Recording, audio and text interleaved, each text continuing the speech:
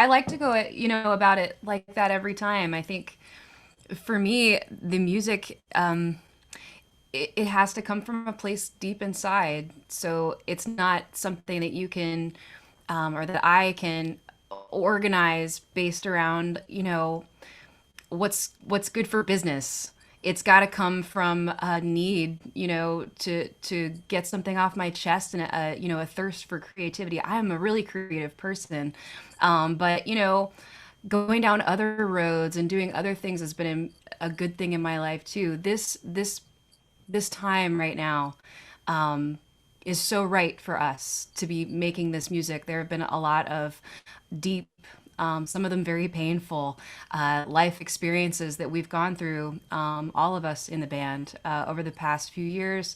And just, from a place of a musical want beyond a soul want, after synthesis, we all were really hungry to rock and to bring, the energy of what we are, this band and this time on stage with our rock shows, into new music and a new heart and a new energy of that same band that we all love.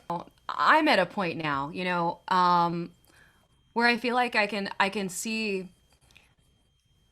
Evanescence for what it is, in a way that I wouldn't have been able to the first or even the second time around, because it was just still forming. And, you know, always, always I'm going to leave myself and our band open for growth. And I think there is a lot of evolution on this album. But I think that at this point, there's something all encompassing about our view of what it means. And it's bigger than me, and it's even bigger than us, in that our time, with the music and with our fans and our experiences together and the experiences and the life that we've all kind of shared through this music together, it just gives us a picture.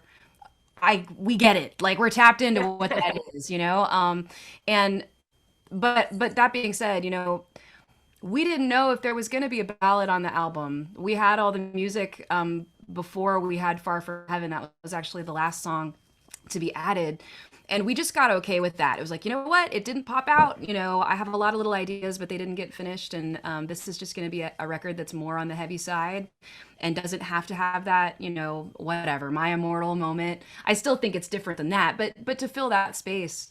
And then it just happened. It was like the last piece to the puzzle that fell into place because it had to come out of me at the last second.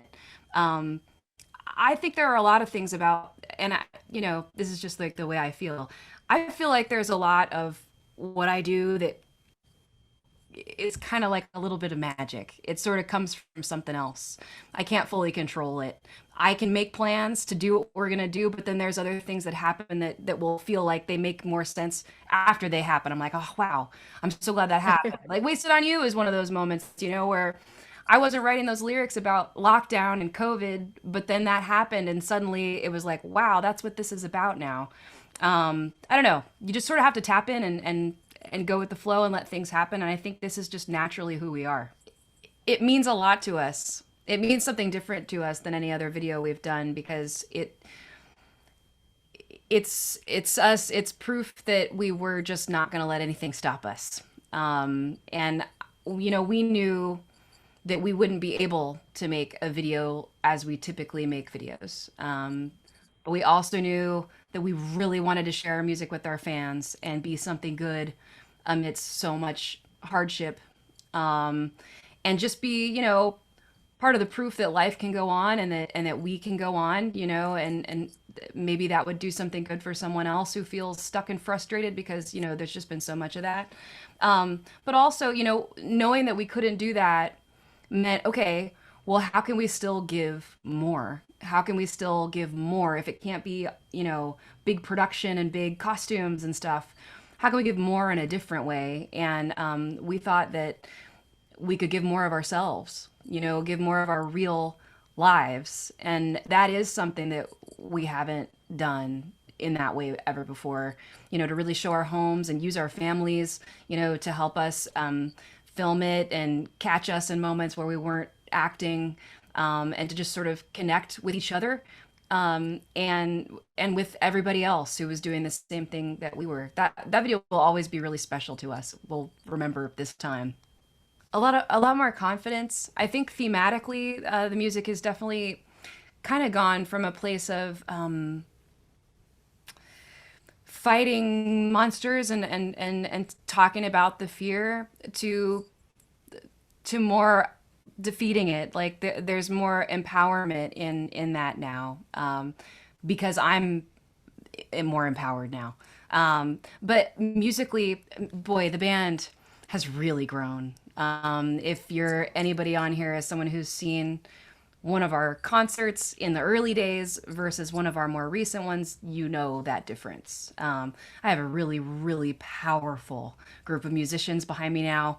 And we've been doing this together for a long time. So there's just an energy there, and a mutual respect that is really, really, really crucial in the creation and the performance of our music. I think we've evolved in a lot of ways. But I mean, there's an upside and a downside. I feel like there's good things and bad things. The good thing is really about direct communication. I feel like, we're lucky to have built the roots of our fandom back when things were different. We have our fans. That's the real trick, I think, is getting there, because people starting today, it can be hard to really cut through the noise. Because the good side is that it's easier to make music. I mean, I think that technology has gotten to where, if you have ideas and you're resourceful and you're smart, you can teach yourself, and with not too much money, create something that sounds like your idea is a lot better than before. But it's just that since so many people are able to do that, I think it's harder to get there, to get everybody to listen. So something I like is that we can just I can talk to my fans anytime. It doesn't always have to be through a publication or music or an interview, and then waiting to see that put out with the spin of the journalist or whatever. Like I can literally just go online right now and talk to my fans. That's something I'm really grateful for. One big thing that's missing from this time, for us, is being able to, normally in this moment right now, we would be getting ready for the tour or on tour, putting together our show. That's always the next step after you finish an album, is like, okay, new era, new music, new show. So, when release day comes, our album will come out, and there is so much satisfaction in that. Just having it be out there and knowing that our fans are getting it, that's more important. So that's why we're still doing it. But to in the moment be able to go play a show, yeah, we're gonna miss that. That's not right. Um, No. we're looking at it like it's just going to be that much more powerful when we can get back out there. We're going to want it that much more. I think the fans will want it that much more. We'll be hungry for it. Everybody's hungry for live shows again right now. And, we'll be able to really take the time to make a great show. That's for sure. So, yeah, we are disappointed. Trust me. We talk about it all the time. Like, oh, we're not even together right now. We really, truly, not in a promo way, are really wanting to make up that stupid show so bad. Like, we really, really care about our fans in Mexico. And if you're sitting here, we have a long, deep relationship with our fans in Mexico.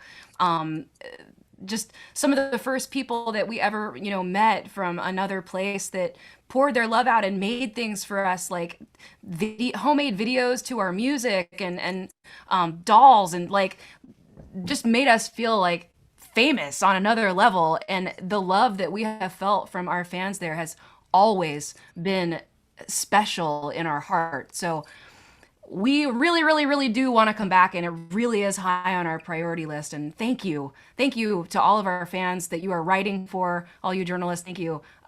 Because we appreciate you, and you're part of us from the beginning. So thank you. We really can't wait to come back.